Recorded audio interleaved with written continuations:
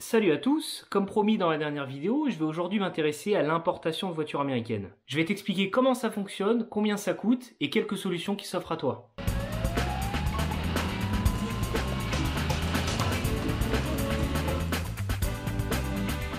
Avant même de te lancer dans l'importation de ta voiture américaine, je te recommande vraiment d'aller regarder déjà les nombreuses annonces de voitures américaines présentes en France. Il y en a déjà pas mal qui ont été importées.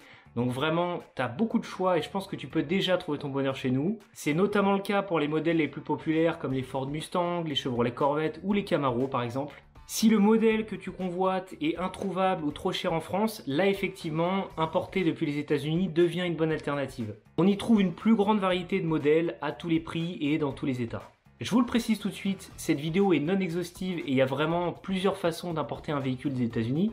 Je vais vraiment vous relater mon expérience à moi et ce que j'en ai retenu. J'ai personnellement fait importer deux voitures anciennes, ma Mercury Cougar de 1968 et ma Buick Skylark de 1970, et de deux manières différentes. Et je vais vous expliquer comment ça s'est passé.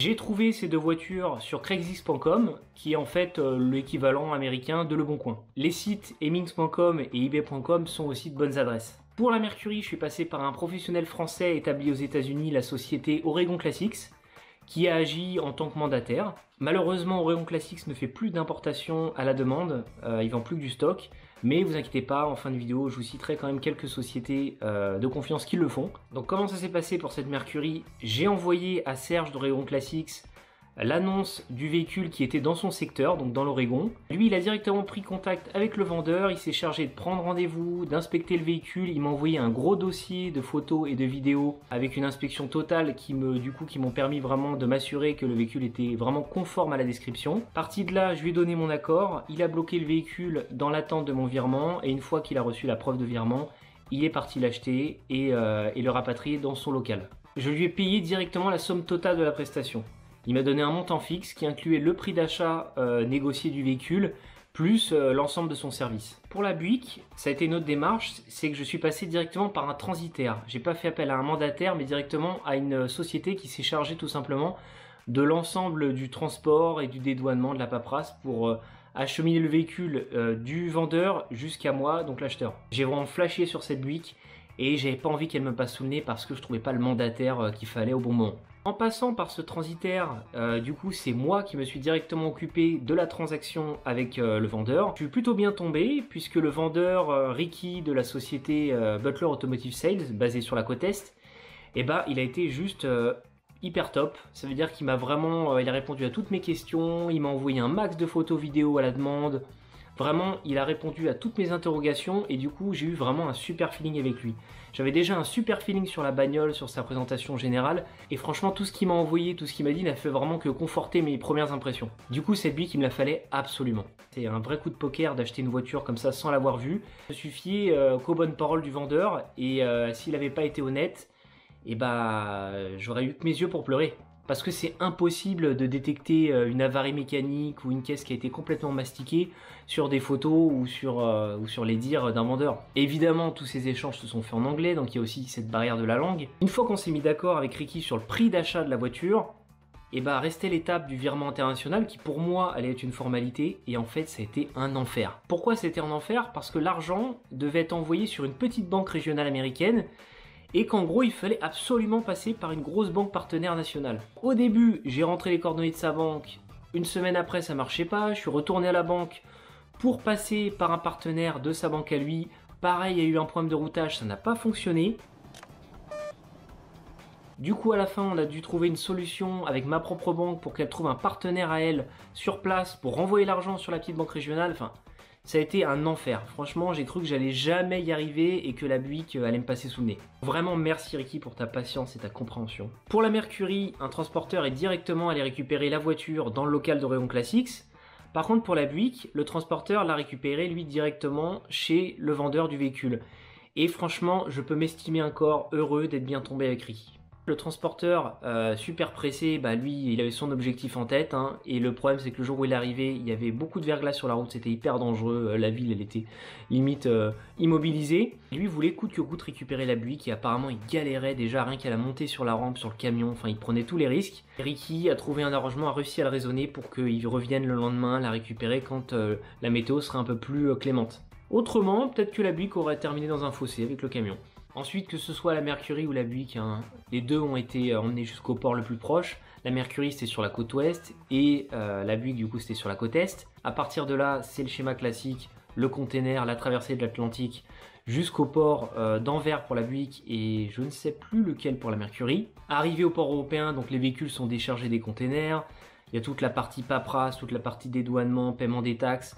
Donc j'ai été dans les deux cas sollicité pour signer quelques papiers à l'arrivée aux douanes. Pour la Buick, j'ai aussi dû faire du coup directement le paiement de la TVA qui est à hauteur de 6% sur les véhicules de plus de 30 ans, donc en Belgique. Sinon en France c'est 5,5%. À ça, il faut aussi ajouter quelques frais administratifs quand on passe par un transitaire. Donc ça, je vais le développer à la fin quand je vais calculer tous les coûts. Passé l'étape du dédouanement, les deux véhicules ont été livrés par transporteur jusqu'à chez moi. Ça, c'était une option. Pour moi, c'était à la fois un luxe et une sécurité. Le luxe parce que ça fait plaisir de recevoir son véhicule juste devant la maison et la sécurité parce que l'état des véhicules américains est souvent très aléatoire. Les Américains ont parfois une notion toute relative de ce qu'on appelle un véhicule prêt à prendre la route. Étant donné qu'il n'y a pas de contrôle technique là-bas, c'est assez courant de se retrouver dans un véhicule avec des pneus rincés, avec un freinage aléatoire, avec des essuie-glaces secs ou des accessoires qui fonctionnent qu'à moitié.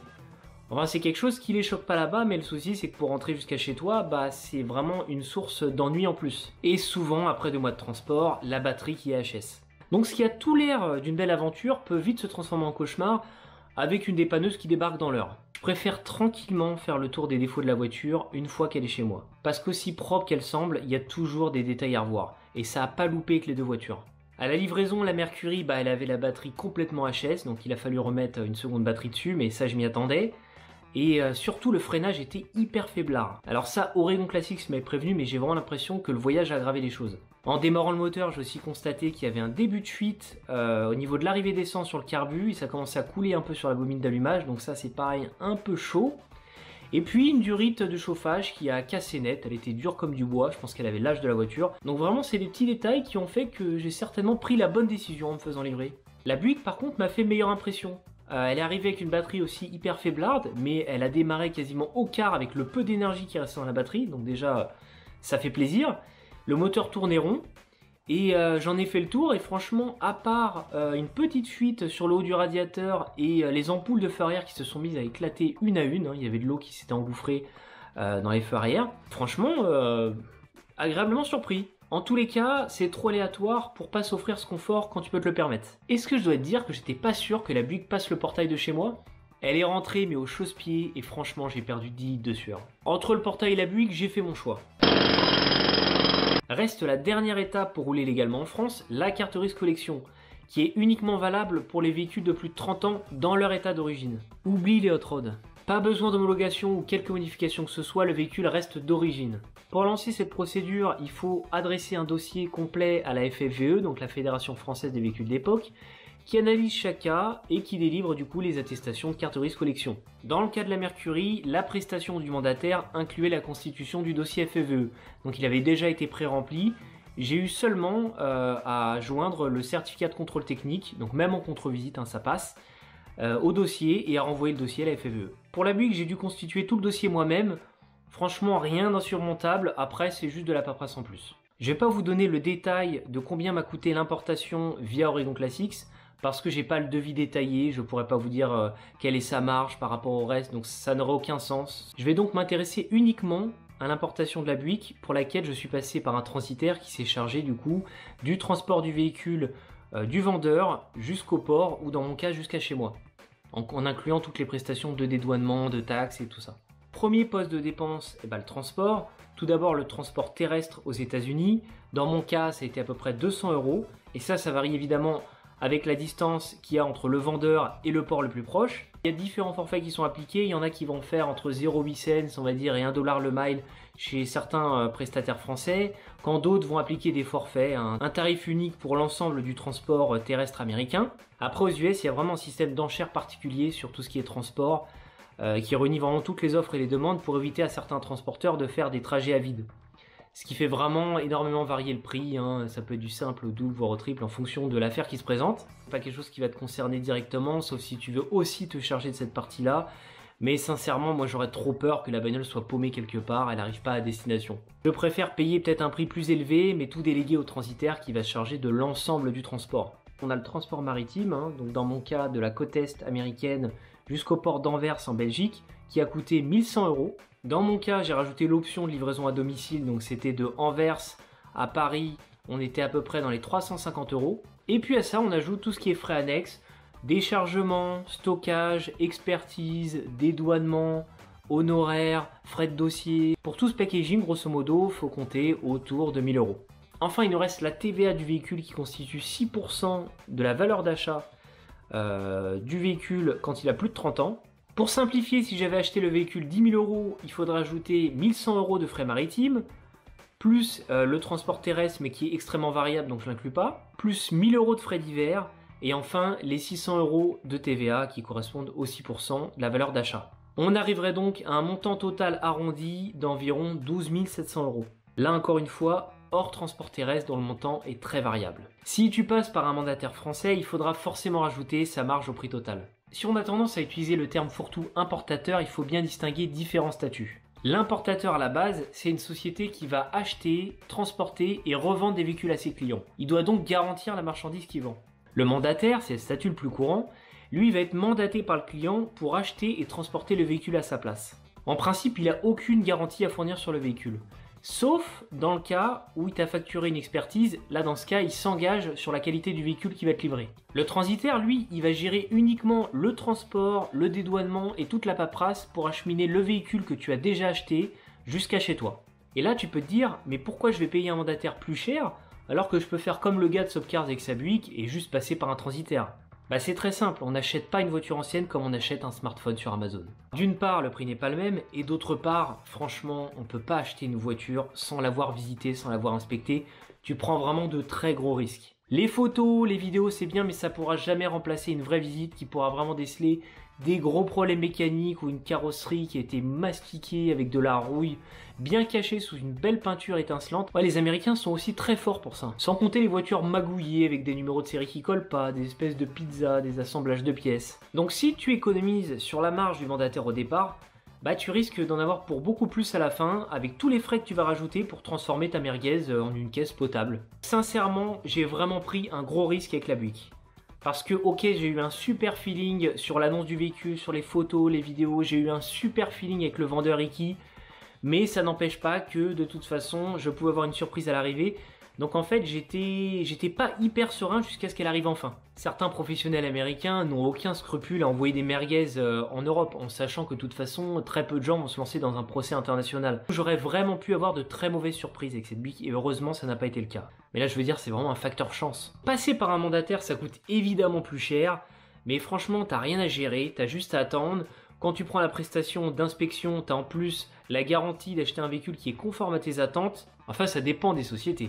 Le marché de l'importation de voitures américaines en France a vraiment donné des ailes à de nombreux vendeurs d'aspirateurs. Beaucoup ont flairé le business juteux et se sont dit que finalement, c'était à peu près à la portée de tout le monde d'importer des voitures américaines. Alors il y a ceux qui font juste le transport, alors eux ils se font pas chier, ils font grosso modo comme moi avec mon transitaire, hein. Ils sous-traitent auprès d'un transitaire qui se charge de tout et ils prennent leur com derrière. Donc ça, je veux dire, tout le monde peut le faire, ça n'apporte vraiment rien.